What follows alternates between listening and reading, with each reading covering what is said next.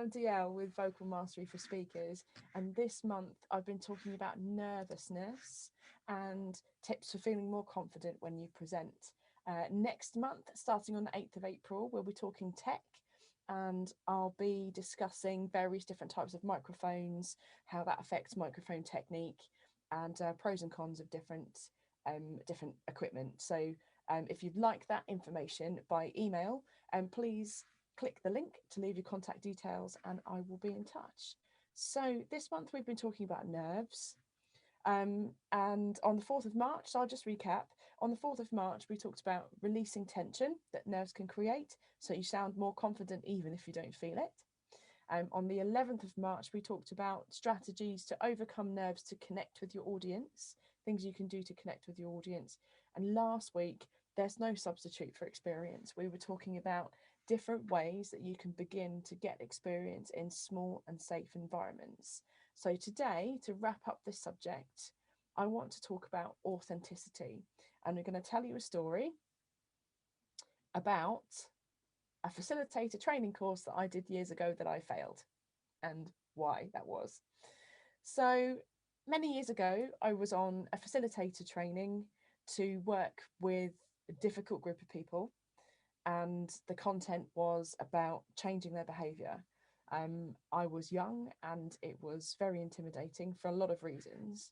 I had previous presentation and teaching experience, which is how I got the job in the first place, but there were some aspects of the delivery style that I just was not getting. One of the things I really struggled with was being told to have a curious tone of voice.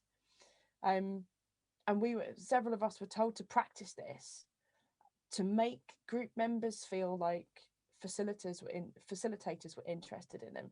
In fact, everybody was told to practice it.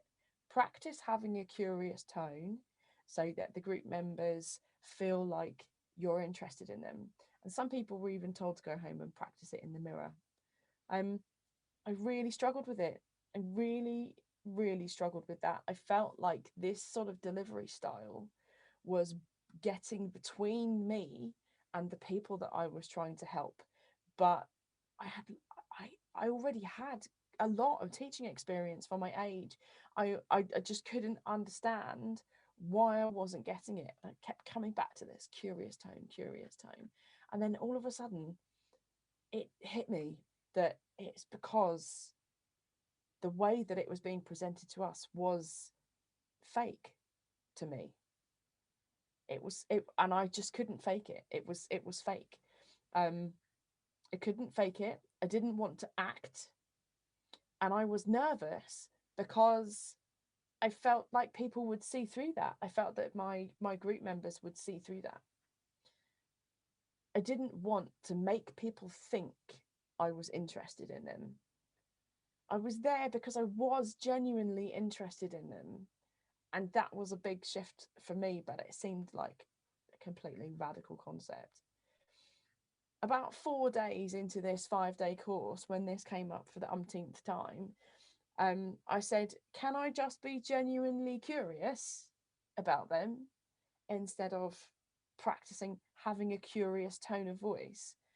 And this, like I say, this was a real revelation to me, but it really didn't go down well with my facilitators, with the people who were training me. It really didn't go down well with them. And ultimately, I failed the course largely because of that. I repeated this course at a later date, and when I got the opportunity to repeat it, I really flew because I had found where I stood and I knew that I could be authentic and genuine, and that was way more powerful than any tip or trick or little tactic that you can learn to try and get people to do something. I knew that being authentic and genuine was way more powerful than any of that other stuff. And I went on actually to work in this field successfully for several years. So what's the moral of this story? I'm not here to turn you into a performing monkey. I'm here to help you gain confidence in the authentic, genuine speaker that you are, and to present that in the best possible light. If you have something to say, then say it, wear it, own it, be it, get behind what you're saying, find an angle that you can believe in. And then the size of the audience is relevant. That is just as genuine whether you're talking to one person or a room full of 1,000 people or a Zoom call with 1,000 people on it. If what you're saying is genuine, all of those other things are irrelevant. It doesn't matter if you stumble on your words or lose your place, because you're being the messenger for something that you really believe in, not memorizing lines for a part you're trying to play. And your recipients will be engaged because they will sense that you're being real. So that's my tip for today to wrap up the month on discussions about nervousness and confidence. Find an angle that you can get behind. That's your homework for this week. So I'm away next week. I'll be back on the 8th of April. Again, if you'd like to receive tips like this by email, please click the link and leave your contact details and I'll be in touch. Have a great day. I'm DL with Vocal Mastery for Speakers, and I will see you week after next.